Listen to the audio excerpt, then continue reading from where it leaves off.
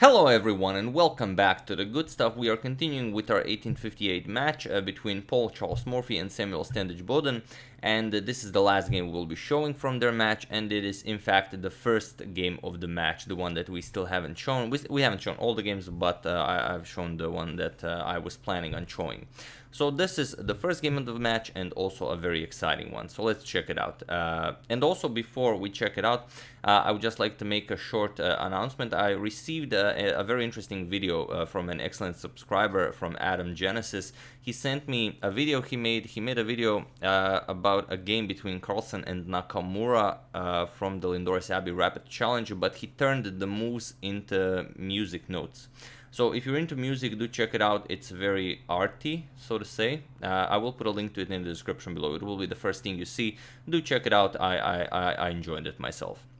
So getting back to the game, we have e4 by Boden, and Morphy replies with e5 as he usually does. So knight to f3, we have d6, Morphy goes for Philidor's defense, and now d mediated d4.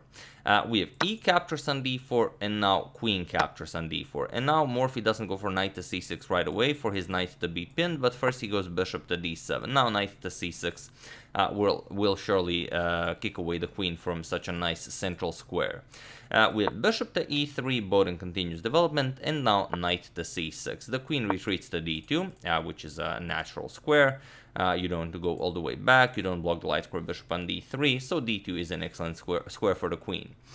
Morphy continues development, we have knight to f6, and now bishop to d3. Boden does the same, defending his e4 pawn, developing, and bishop to e7. Now Morphy is ready to castle, we have knight to c3. Boden still not sure whether he's going to castle kingside or queenside, and we have kingside castle by Morphy. And now, while Boden could castle queenside, then we would have a very violent game, which of course, well, everyone, including Boden, knows that it usually does favor Morphy. But here it's okay to castle both queenside and kingside, depending on what kind of game you want to play. So here we have castles, and it is as of move 9 that this position has never been reached again. And we have h6 by Morphy, preventing any of white's pieces on reaching g5, but also maybe having some ideas of expanding further with the g5. So we have h3 by Boden, and now by vacating the h7 square, knight to h7. The knight can now be shifted over to g5. We have g4. In those days, it wasn't really a problem to attack on the same side that you've castled. So g4, and now Morphy also attacks on the same side that he castled with h5. They both want to open up the g-file, and they will try to use their rooks for attacking purposes. So knight to h2, and here Morphy just trades h captures, and now knight to e5. Morphy now puts pressure on the g4 pawn. So f3, defending, and now g5, completely blocking off pretty much every piece in white's camp. This bishop is now not very strong. This bishop not really doing all that much, as this pawn is blocking it. The knight doesn't really have a good way of getting back into the game. So here Boden finds a very interesting idea. King g2, and he wants to place his rook on h1 to be used on the h-file for attacking purposes, of course. And Morphy goes for c5, and now Boden continues with his plan, with rook to h1. And now, as you will see, it is in fact Boden who has a very promising position. We have king to g7 by Morphy. Morphy now also wants to shift his rooks over to the h-file, and knight to f1, now preparing to bring the knight to g3, and from there you can go to f5, h5, and also this knight can come to d5, so a lot of good squares for white's knights. So rook to h8, Morphy counters white's rook on h1, and now knight to g3 as planned. So f6 by Morphy, defending the g5 pawn one more time, and well, just asking white, what do you play here? And now white has some very excellent options. You can, well, one thing, you could go bishop to b5, try and challenge the bishop to remove one of the defenders of the f5 square, so you can use the f5 square for your knight. You can play knight to h5, you can play knight to d5. A lot of excellent ideas here. So Boden goes for knight to d5 right away. Puts pressure on the bishop here, and also just it's an excellent square for the knight. So Morphy goes back, knight to f8. He offers a trade of one of the rooks, but Boden declines, knight to h5 with check. Knight to f5 was also possible. Boden prefers knight to h5 check. We have king to f7, and now comes rook 8 to d1. So Boden is really going for a more of an endgame approach here. He wants to move this bishop. He wants to capture on e7 and then make the d6 pawn a vulnerable target. And now that's why rook to d1 is played. He wants to make use of this. And there isn't really much Morphy can do about this. He goes knight g to f6. Again, developing, but not really a lot of useful squares for that knight, except h4. h4 will be a nice idea. So bishop back to e2, now preparing captures, and just queen captures this pawn on d6, and now knight to h4 check as planned. King f2, and now bishop to c6. So now both the queen and the bishop are guarding the pawn. However, Boden eliminates one of the pawns. So this is if you want to go for a more of an endgame approach to this game, or you could just go for f4 and try and bust open the position right away. However, your own king is also on f2, so might be not all that impressive. So knight captures on e7. He removes the defender of the pawn here, and it's actually very, very smart, as king captures is impossible. Yes, now you defend the pawn, but do you see how white wins here? Even pause the video and try to find how white wins here, as it's very interesting, while I give you a couple of seconds. So for those of you who were able to do it, congratulations on spotting that you can basically capture black's queen. And for those of you who just want to enjoy the show, it's knight captures on f6. And now everything falls apart. You're going to capture here, well, not there, but you're going to capture here. You're going to remove the defender of this, and it's just very unpleasant. If the rooks are traded off, then the d6 pawn becomes weak. Not much black can do here. And of course, if the knight is captured, then bishop captures here just immediately wins the queen. So instead, after knight captures on e7, Morphy said, okay, I do have to part with the d pawn, and Boden grabbed it with queen captures, and now, as Morphy doesn't want to lose another pawn, he defends it with b6. So we have queen captures on e7, king captures, and now knight back to g3, saying that this knight is now coming to f5. We have king to f7. Morphy doesn't want this to land with check, and now rook to d6. Boden takes this opportunity to do a nice rook lift. We have king back to e7, and now Boden doesn't want rook to d1. He prefers to keep his rook on the h file, so he goes back, rook to d2, and Morphy repeats king to f7, asking, are you maybe interested in a draw? Not a threefold repetition. I don't think in those days threefold repetition was a thing yet. But you could just repeat moves, and then I'm pretty sure they were like repeating moves, and then they, looked at each other, and then like, yeah, it's a draw. Yeah, f4. Boden decides that he's not interested in a draw here, and he wants to now start creating some other chances. So Morphy says, okay, g captures, bishop captures, and now knight h to g6, attacking the bishop here. And now the problem is, for example, if you go something like king to e3 to defend the bishop, black can just capture it, exchange in everything, and it's not all that impressive for white.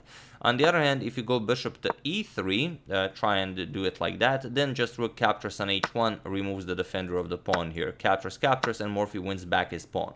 So here, Boden goes for bishop to h6. It looks like a weird move, but it's actually the best move, as you keep the knight guarding the pawn here, and you don't allow this trade. So here, Morphy goes rook to h7. He might be considering doubling rooks on the h file here, and now king to e3, defending this pawn, so now the knight can move to f5. Morphy goes rook 8 to h8, now with a double attack on the bishop, and now knight to f5, defending the bishop. A very sneaky move by white here would have been g5, just defending that bishop, saying to black, if you capture, then I first play rook f1 check, and after your king moves, only then do I pick up this g5 pawn, as now there is no target on h1 to trade. So here, after rook 8 to h8, we have knight to f5 instead of going for this g5 idea, and now Morphy decides to remove one of the defenders of the bishop. So knight to e7. Here we have knight captures on e7, king captures on e7, and now g5, a nice freeing move by Boden, as capturing just results in bishop captures with check, and this is now, of course, very good for white. So Morphy instead moves the king to e6, and now rook h to d1. Again, a very interesting move by Boden, And here Morphy played f captures on g5. He played it with the idea that the bishop is now attacked and the white needs to react to this. Another thing Morphy could have done is something like captures on h6. He could have given up the exchange here as he is down a pawn and maybe try and hold this because now that you see it, of course, it does make sense since these squares are covered by the bishop. If you deliver check, it's not much. King e7, and you don't have ways of exploiting the d file for your rooks. For example, if you try rook d8 to wiggle out the rook somewhere along the 8th rank, then you have like a forced draw with rook h3 check, king f2, and now just check, and the king has to go back because the bishop would be hanging. So here we would just have a not a draw by repetition, but a draw by, well, agreeing to a draw. However, here Morphy played f captures on g5, and now he thought that, okay, after the capture, I'm just going to play check and have a nice game here, use the h file for my rooks, I have a nice bishop, a nice knight, everything works in my favor. However, Boden has a winning move here, and feel free to pause the video and try to find the winning move for Boden while I give you a couple of seconds.